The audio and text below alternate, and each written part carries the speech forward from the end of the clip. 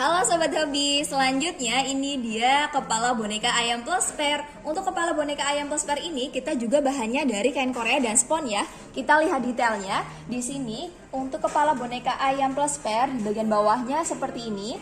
Kemudian kita lengkapi dengan pernya. Ini ada tiang yang kita kasih per ya. Di bagian bawahnya ini udah kita runcingin. Jadi manfaatnya itu nanti biar kita tancapkan ke tanah. Cara pasangnya cukup gampang, ini bongkar pasang. Tinggal dimasukkan saja seperti ini. Nah, seperti ini sudah jadi. Kemudian nanti kita tancapkan ke tanah seperti ini. Nah, nanti kalau udah nancap tanah seperti ini, ayam nanti bakal mukul-mukul sendiri ke kepala boneka ayamnya.